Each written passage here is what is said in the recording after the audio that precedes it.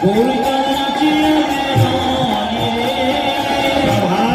সময়ে সচিরয়ানি নামাজে গৌরচাঁদে নাচিয়া বেড়াই রে।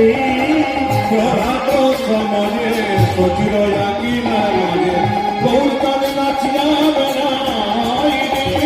শোননি গো সচি মাতা গৌরেল প্রেম দাতা, শোননি গো সচি মাতা গৌরেল প্রেম দাতা, শোননি গো সচি মাতা গৌরেল প্রেম দাতা, শোননি গো সচি মাতা গৌরেল প্রেম দাতা। ঘরে ঘরে হরি নাম গাই রে। শোননি গো সচি মাতা গৌরেল প্রেম গানটা গাইবেন আপনারা, গাইতে না পারলে তালি দেবেন। তার আগে বলে দিই, সকালবেলায় ঘুম থেকে উঠে দরজাতে কি দিতে হয়? জোরে বলুন, কি দিতে হয়? কি দিতে হয়? জলের ছড়া, তাই তো? আমি আপনাদের বলবো শুধু জলের ছড়া দেবেন না, জলের সঙ্গে একটু গোবর মিশিয়ে জল গোবর দিয়ে ছড়া দেবেন। আপনারা প্রশ্ন করবেন, আপনারা সবাই জল ছড়া দেন তো? আমি আপনাদের বারবার অনুরোধ করে গেলাম, আগামীকাল থেকে যারা কীর্তন শুনতে এসছেন তাদের বিরাট লাভ হবে যদি সকালবেলায় ঘুম থেকে উঠে আপনারা জল ছড়ার সঙ্গে একটু গোবর দিতে পারেন, গোবর জল ছড়া। তাহলে কি হবে মায়েরা? আমাদের কিন্তু পশ্চিমবাংলাতে ওটাকে গোবরের মারুলি বলা হয়, মানে গোবর জল ছড়া দিয়ে মারুলি দিয়ে দেয়। আচ্ছা বলুন তো, সূর্য ওঠার আগে দিতে হয় না সূর্য ওঠার পরে দিতে হয়? জোরে বলুন, জোরে বলুন। আগে। আচ্ছা, সূর্য ওঠার আগে গোবর জল ছড়া দিলে কি হয়, আর সূর্য ওঠার পরে গোবর জল ছড়া দিলে কি হয়? জানা আছে না? বলবো, বলে দিই। সূর্য ওঠার আগে যদি কেউ গোবর জল ছড়া তার বাড়িতে দেয়, তবে তার বাড়িতে 33 কোটি দেবদেবীর আসা যাওয়া হয় ওই দরজাতে। আর যদি সূর্য ওঠার পরে গোবর জল ছড়া দেন, যমরাজা খাতা কলম নিয়ে দাঁড়িয়ে থাকে, কজন মেম্বার আছে, কাকে ক নম্বরে নিয়ে যাব, সিরিয়াল করতে থাকে। আপনি কোনটা নেবেন? যমরাজকে নেবেন না 33 কোটি দেবতাকে নেবেন? জোরে বলুন, 33 কোটি দেবতাকে। আচ্ছা মায়েরা, আপনারা সবাই তো জল ছড়া দেন, কিন্তু গোবরটা দিতে বললাম কেন? সবাই শুনে রাখুন, একটা গাভীর শরীরে 33 কোটি দেবদেবীর মধ্যে সবার জায়গা হলো, একজনের জায়গা হয় নাই। কার? মা লক্ষ্মী। মা লক্ষ্মী কাঁদতে কাঁদতে বলেছিল, গাভী তোমার শরীরে সবার জায়গা হলো, আমার জায়গা হলো না, একটা জায়গা করে দাও।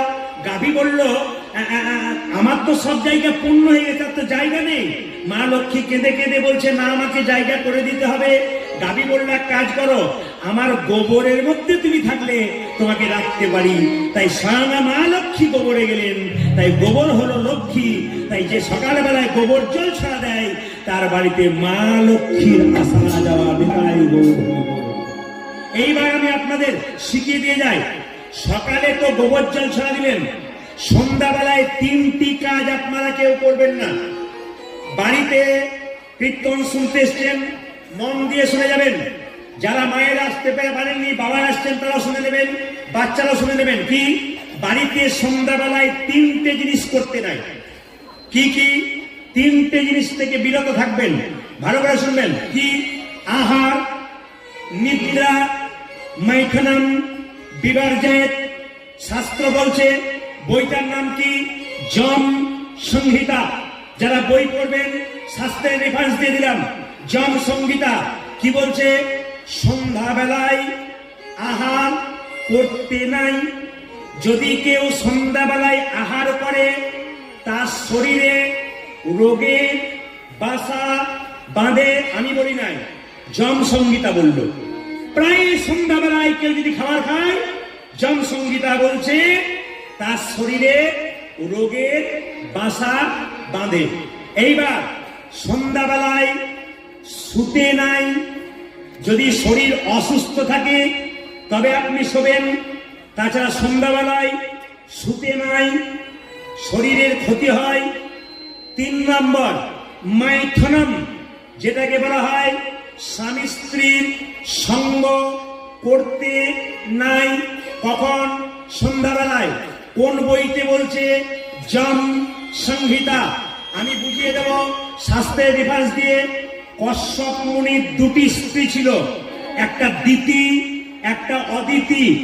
অদিতির গর্ভে দেবতা সন্তান হয়েছিল আর দিতির গর্ভে অসুর সন্তান হয়েছিল। কেন? দিতি সন্ধ্যাবেলায় কশ্যপ মুনিকে টেনে নিয়ে গিয়ে বিছানায় নিয়ে গিয়ে তার মনের বাসনা পূর্ণ করেছিল, অসুর সন্তানের জন্ম হলো। এই জন্য বারবার প্রত্যেকটি ভক্তিমতী মা এবং ভক্তদের কাছে নিবেদন রইল, যে কথাগুলো বলে যাব আপনি মাথায় রাখবেন, জীবনে কাজে লাগাতে পারবেন। এইবার আমি আপনাদের একটা তত্ত্বের কথা বলে যাই। যারা বাড়িতে কৃষ্ণ পুজো করেন, আস্তে, আপনি ছেলের বিয়ে দেবেন, মেয়ের বিয়ে দেবেন, সবাই আপনাকে ছেড়ে চলে যেতে পারে, কিন্তু সংসার শুরুতে কেউ যদি রাধা গোবিন্দের সেবা করতে পারেন, গোপালের সেবা করতে পারেন, সবাই আপনাকে ছেড়ে চলে যাবে, কিন্তু গোপাল গোবিন্দ আপনাকে ছেড়ে যাবে না। এত প্রমাণ দিয়ে দিই আপনাদের, সবাই লক্ষ্য করুন। সকাল বেলায় ঘুম থেকে উঠে আপনার 24 ঘন্টার মধ্যে সবটা তো আপনি নিজেকে দিচ্ছেন, ভগবানকে কতক্ষণ দিচ্ছেন? আমি আপনাদের সময় করে দিই, মাত্র আধ ঘন্টা। সকালবেলায় ঘুম থেকে উঠে বিছানা কাপড়ে মায়েদের কোনো ভালো কাজ করতে নেই। বিছানা কাপড়ে পুজো পাঠ নয়, বিছানা কাপড়ে বাড়ির কাজ নয়, স্নান করে পবিত্র হয়ে কাজ করতে হয়। এই বছরে 3টে মাস খুব গুরুত্বপূর্ণ, একটা বৈশাখ মাস, একটা কার্তিক মাস, একটি মাঘ মাস। কি কি বললাম? একটি বৈশাখ মাস, একটা কার্তিক মাস, একটা মাঘ মাস। মায়েরা, বৈশাখ মাসটা বিখ্যাত কেন? জল দানের জন্যে। মারোয়ারি যারা বড় বড় ব্যবসা করে, ওরা না আমাদের ওদিকে দেখেছি ব্যবসা বন্ধ করে গোটা বৈশাখ মাস দরজায় বসে থাকে। যদি কোনো পথিক পেরিয়ে যায়, একটু জল পান করো বাবা, একটু শরবত নাও, নিজের হাতে জল দেয়। এ বৈশাখ মাস জল দানের জন্য বিখ্যাত।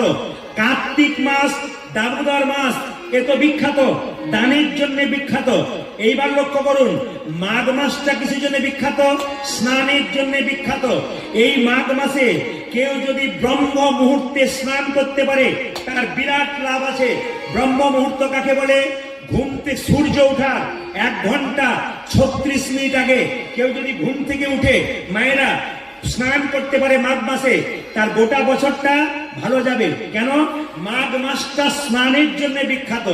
সকালবেলায় ঘুম থেকে উঠে স্নান করে তাকাবেন, বাড়ির যে গোবিন্দ রয়েছে, গোপাল রয়েছে, তাকে আপনারা স্নান করাবেন।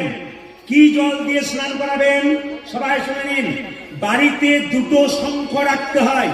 যে এখানে বসে আছেন, বাড়িতে 2টো শঙ্খ রাখতে হয়, একটা জলশঙ্খ, একটা বাদ্য শঙ্খ।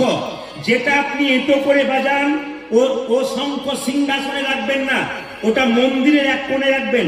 আর যেটা জলশঙ্খ, সেটা কেউ এঁটো করে না, ওটা মন্দিরে ভগবানের পাশেই রাখতে হয়।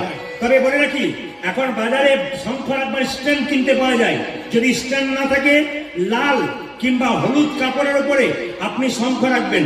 যেটি জলশঙ্খ, সেই ভরে আপনি কি করবেন? ভগবানকে স্নান করাবেন। যে যেখানে বসে আছেন, শঙ্খের ভেতরে জল ভরে সেই জলটা গোবিন্দকে, গোপালকে, রাধারানীকে স্নান করাবেন। শঙ্খের জল দিয়ে স্নান করাতে। কোন শঙ্খ? যেটা জলশঙ্খ, বাদ্য শঙ্খ নয়। কিন্তু আর একটা কথা বলি, বাড়িতে যে বাদ্য শঙ্খটা রাখবে, হ্যাঁ জলশঙ্খ রাখবেন, তার উপরে একটা তুলসী পাতা রাখবেন। যে যেখানে বসে আছেন, যার বাড়িতে জলশঙ্খ আছে, তার বাড়ির শঙ্খের উপরে যদি আপনারা তুলসী পত্র না দেন, তবে আপনাদের গোটাটাই বেকার হয়ে যাবে। ওই তুলসী পত্র দেওয়া শঙ্খতে জল দিয়ে গোবিন্দকে স্নান করাবেন। এইদিকে মায়েরা, শঙ্খ 3 বার বাজানো হয় কেন? শঙ্খ 3 বার বাজানো হয় কেন? প্রথমবার বাজাবেন ব্রহ্মাকে খুশি করবার জন্য, দ্বিতীয়বার বাজাবেন বিষ্ণুকে খুশি করবার জন্য, তৃতীয়বার বাজাবেন মহেশ্বরকে খুশি করবার জন্য। ব্রহ্মা, বিষ্ণু, মহেশ্বরকে খুশি করলে 33 কোটি দেবদেবী চলে আসে। কুরুক্ষেত্রের যুদ্ধে কৃষ্ণ একটা শঙ্খ বাজিয়েছিল, ওই শঙ্খটার নাম কি? যারা জানেন, পাঞ্চজন্য শঙ্খ। পঞ্চজন্যম এক অসুরকে মেরে এই শঙ্খটি পেয়েছিল, ওই জন্য পাঞ্চজন্য শঙ্খ। কুরুক্ষেত্রের যুদ্ধে কৃষ্ণ যখন পাঞ্চজন্য শঙ্খ বাজিয়েছিল, তখন অসুরের স্ত্রীর গর্ভে যে সন্তান ছিল তা নষ্ট হয়ে গেছিল, আর দেবতাদের স্ত্রীর গর্ভে যে সন্তান ছিল আরো শক্তিমান হয়েছিল। এর থেকে কি শিখলেন আপনারা? এর থেকে শিখলেন শঙ্খ বাজালে নেগেটিভ এনার্জি দূরে যায়, পজিটিভ এনার্জি বাড়িতে আসে, অশুভ শক্তি দূরে যায়, শুভ শক্তি আগমন হয়। একটা একটা করে শুনে নেবেন। এই দামি কথাগুলো সব জায়গায় পাবেন না। আমি আপনাদের রাত্রির অন্ধকারে প্রতিটি জায়গাতে বলে যাই, আপনারা ব্যবহার করতে পারলে আপনাদের জীবন সুন্দর হয়ে যাবে। একটু মন দিয়ে শুনবেন মায়েরা। শঙ্খটা দিয়ে জলটা দিয়ে যখন ভগবানকে স্নান করালেন, তখন একটা কাপড় রাখবেন গোবিন্দের শরীরে মোছানোর জন্য। সেই কাপড়টা মুছিয়ে দিয়ে জল দিয়ে ধুয়ে আবার রেখে দেবেন, পরের দিন শুকিয়ে গেলে মোছাবেন। ভগবানকে একটা কাপড় পরাবেন, বস্ত্র। নিজের জন্য বাজারে একটা কাপড় কিনতে যাচ্ছেন, মনে পড়ে যাবে আমার গোপাল আছে তার জন্য চাই।